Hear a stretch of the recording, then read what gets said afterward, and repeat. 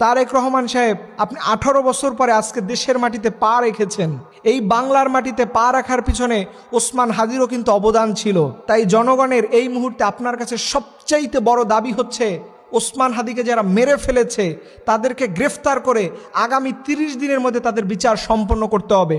আমরা বিশ্বাস রাখি আপনি যদি উদ্যোগ গ্রহণ করেন তাহলে এই বিচারটা খুব দ্রুতই করা সম্ভব হবে বলে আমি মনে করি। এবং এই বিচারটা যদি আপনি করতে পারেন, আপনার শহীদ পিতা প্রেসিডেন্ট জিয়াউর রহমানের মতো এবং আপনার মা আপসী নেত্রী বেগম খালেদা জিয়ার মতো করেই গোটা বাংলাদেশের মানুষ আপনাকে হৃদয় থেকে ভালোবাসবে। পার্সোনালি আমি আল্লাহর কাছে আপনার জন্য মন ভরে দোয়া করব।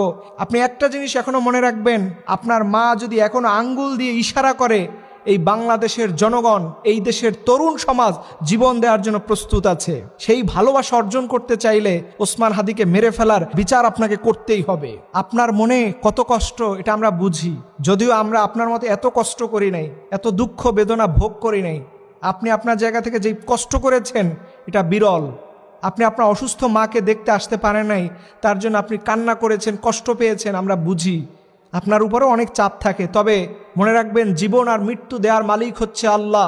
তাবারাকাল্লাযী বিয়াদিহিল মুলক, এই দুনিয়ার রাজত্ব হচ্ছে আল্লাহ পাকের হাতে। তিনি যদি কাউকে বাঁচিয়ে রাখেন, পৃথিবীর কোনো শক্তি নাই তার জীবন কেড়ে নিতে পারে। আর আল্লাহ যদি কাউকে মৌত লিখে থাকেন, পৃথিবীর কোনো প্রেসিডেন্ট নাই তাকে বাঁচিয়ে রাখতে পারে। আমরা আশা রাখবো, আল্লাহর কাছে আপনার জন্য দোয়া করব, রব্বুল আলামিন যেন জাগতিক সকল প্রকার জালিমদের চক্ষুশূল থেকে আল্লাহ পাক যেন আপনাকে হেফাজত রাখে।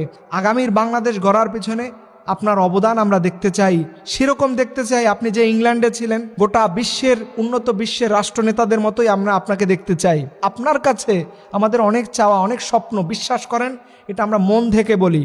কারণ এদেশের এই ক্রান্তি লগ্নে এরকম একজন তরুণ আইডল নেতা আমাদের অবশ্যই দরকার, যার মধ্য দিয়ে বাংলাদেশ বিনির্মাণ হবে।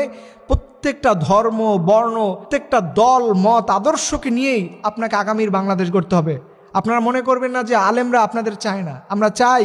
সার্বিকভাবে আপনি সতর্ক থাকবেন, আপনাকে নিয়েও কিন্তু তারা বসে থাকবে না। সুযোগ পেলে আপনার জন্য তারা খারাপ কিছু নিয়ে আসতে পারে।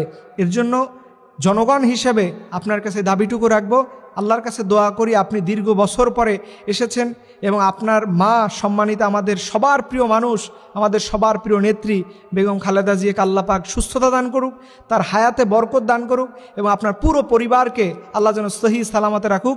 এটাই আমরা আমাদের মন থেকে আল্লাহর কাছে দোয়া করি। সবাই বলুন আমিন।